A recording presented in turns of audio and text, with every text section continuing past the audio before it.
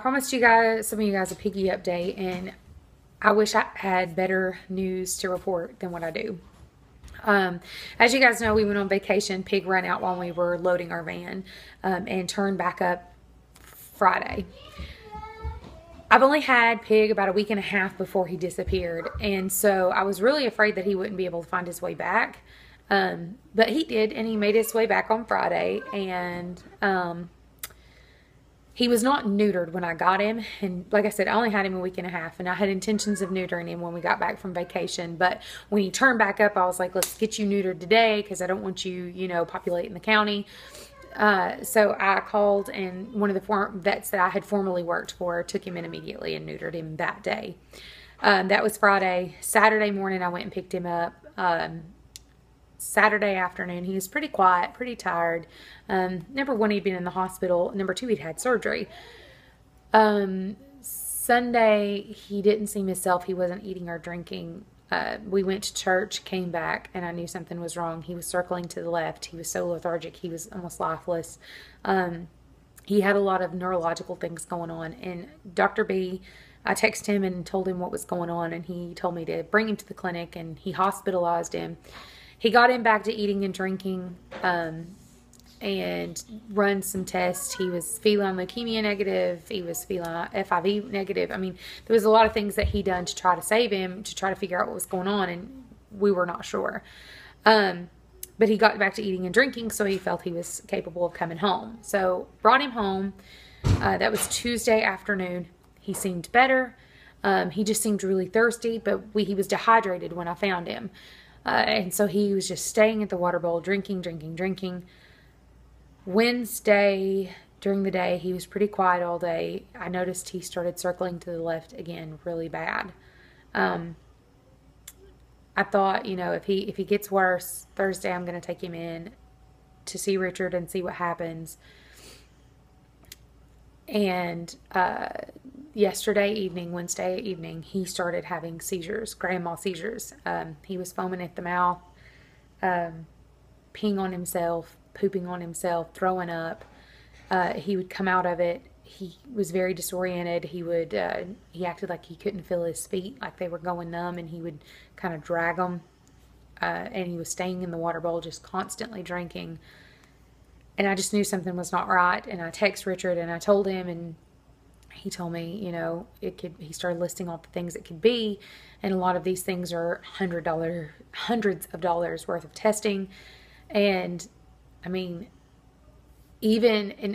guys, I've worked in vet medicine since I was 19. I will be 30 in 2 months. So I've worked there for a long time. And a lot of the things he was listing, I realized most do not have treatment or cure. It's more of just so that you know what happened. So after working in a vet office for so long, I told my husband, I said, you know, if I was a client, I would tell myself I would put him to sleep. So we made the decision that we would give him all of Wednesday evening. If Thursday morning, if he was still seizing, we would take him and put him to sleep. He seized all night. All night. It was terrible. So I got up this morning, and as hard as it was, I took him and had him put to sleep. And in the process of doing so, we figured out what had happened to him. When he injected him, the injection site bled heavy, and that's when once he was, you know, still and we could roll him over and look, his belly was covered in bruises where he'd been hemorrhaging, and we realized he had been in rat poison of some sort. Not enough to cause like the big dramatic kill, but he's probably eaten a rat that has died from rat poisoning. So the reason he was having all the neurological is not only the poison, but also because his brain was hemorrhaging. And, you know, he wouldn't have survived even if I wouldn't have put him to sleep. I just gave him a kinder, quicker end. And even though we've had Pig about 3 weeks, it's still sad. I don't care if I'd had him 3 hours. It was still sad. And it's still not fair. So we brought him home, and today's his birthday, and he still helped me dig a grave. So he and I dug a grave, and put him in it, and I'm gonna go and get him a little ceramic pig to put on his grave. But that's what ended up happening with Pig. When he was out, he somehow gotten hold of a rat with poison, and it ultimately killed him. And you know, hindsight's 2020, and I look back on it and I think the excessive drinking, you know, there's so many clues and things that I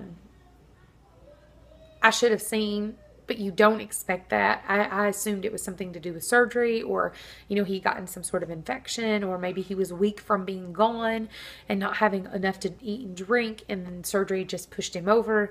It wasn't until he started seizing and I started seeing neurological issues that I knew it was something way worse than that. So that is the update on what happened to baby Pig.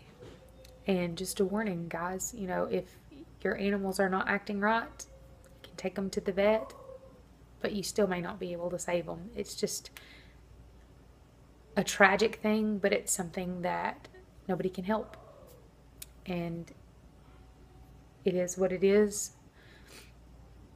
I feel really bad. But I tried to do the best by him, so that's all I can say.